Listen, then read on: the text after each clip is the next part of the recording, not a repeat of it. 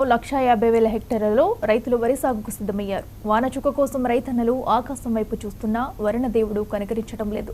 దీంతో వరి సాగు వదిలేసి ప్రత్యామ్నాయ పంటలు వేసేందుకు సమాయత్తమవుతున్నారు. గత ఏడాది రణస్థలం మండలంలో 4,000 ఎకరాల్లో వరి సాగు చేయగా ఎకరాకు 30 బస్తాలు దిగుబడి వచ్చిందంటున్న వ్యవసాయ అధికారి విజయ్ భాస్కర్ రావుతో మా ప్రతినిధి వెంకటరమణ ఫేస్ టు ఫేస్. వర్షాకాలం వచ్చి నెల రోజులు గడుస్తున్నప్పుడు కూడా శ్రీకాకుళం జిల్లాలో ఇప్పటికీ వరి నాట్లు అయితే వేస్తున్న పరిస్థితి అయితే కనిపిస్తుంది. అయితే వరి నాట్లు వేసినప్పుడు కూడా వర్షపాతం లేనందున ఆ ఒక వరి నాటు మడులు పూర్తిగా ఎండిపోయే పరిస్థితి కూడా కనిపిస్తుంది. ఎందుకంటే శ్రీకాకుళం జిల్లాలో వరికి పెట్టింది పేరు. శ్రీకాకుళం జిల్లాలో ఎక్కువగా పండించేది కూడా వరే. ఎందుకంటే దాదాపుగా 1,50,000 హెక్టార్లు శ్రీకాకుళం జిల్లాలో వరి అనేది పంట నిత్యం పండిస్తుంటారు. అయితే ఈ ఏడాది కొన్ని మండలాల్లో అంటే ప్రస్తుతానికి మనం రణస్థలం మండలం వద్ద ఉన్నాం. రణస్థలం మండలంలో కూడా ఈ వరి సాగు గత ఏడాది అయితే జిల్లా వ్యాప్తంగా చూసుకుంటే చాలా ఎక్కువగా ఇక్కడ దిగుబడి అయితే జరిగింది. అయితే మనతో పాటు మాట్లాడడానికి మండల అగ్రికల్చర్ ఆఫీసర్ మనతో పాటు ఉన్నారు. ఆయన అడిగి మరి కొంత సమాచారం అయితే తెలుసుకునే ప్రయత్నం చేద్దాం. సార్ చెప్పండి, మీ యొక్క మండలం వరి సాగు ఎంతవరకు సాగుతుంది, నార్మల్లీ ఎంతవరకు వేసారు? నమస్తే సార్, నా పేరు విజయ్ భాస్కర్ రావు రెడ్డి.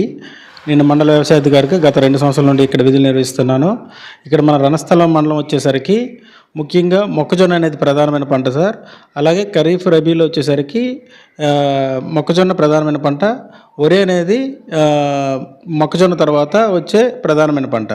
ఈ వరిలో వచ్చేసరికి సుమారు మనకి దగ్గర 4,700 ఎకరాలు అనేది సుమారుగా మన దగ్గర ఇక్కడ సాగు అవుతుందండి. ఖరీఫ్ వచ్చేసరికి గత సంవత్సరం ఖరీఫ్లో 4,400 ఎకరాలు అనేది ఖరీఫ్లో సాగు చేయడం జరిగింది. అలాగే మనకేంటంటే వర్షాధారంగా కూడా ఇక్కడ మన వరిని సాగు చేస్తుంటారు. బోర్ల ద్వారా కూడా వరిని సాగు చేస్తుంటారండి.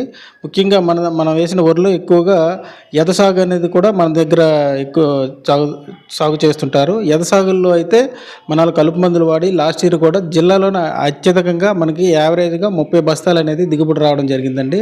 మనం ఇక్కడ డిపార్ట్మెంట్ ద్వారా మన రైతు సేవా కేంద్రాల ద్వారా మనం లాస్ట్ ఇయర్ కూడా 3,500 బస్తాలు అనేవి 1121 MTU 1121 శ్రీధృతి రకం ఇవ్వడం జరిగింది. ఈ సీజన్లో కూడా మనం ఏంటంటే 1000 మెట్రిక్ టన్నులు అనేది 2 సీజన్లకు కలిపి చేయాలని యూరియా అనేది మనం పెట్టుకోవడం జరిగింది.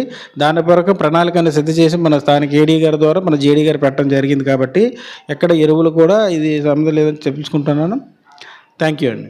ఇది మొత్తమే చూసుకుంటే రణస్థలం మండలంలో 4,000 ఎకరాల్లో అయితే ఈ వరి పంట అయితే సాగు చేస్తుంటారు. దాదాపుగా గత ఏడాది కన్నా ఈ ఏడాది అయితే కాస్త ఎక్కువగానే ఆ వరి అయితే పంట పండించే పరిస్థితి అయితే ఈ రణస్థలం మండలంలో కనిపిస్తుంది. అయితే ఇతర పంటలు కూడా మొక్కజొన్న, వేరుశెనగ ఇలాంటిది కూడా ఇక్కడ పండించే పరిస్థితి అయితే ఎక్కువ కనిపిస్తుంటుంది.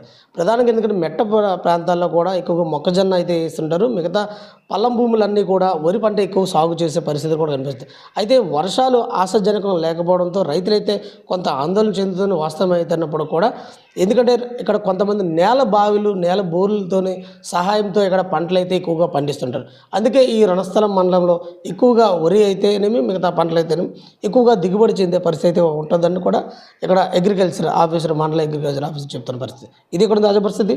వీడియో జర్నలిస్ట్ ప్రవీణ్ కుమార్తో వెంకటరమణ, 99 టీవీ, శ్రీకాకుళం.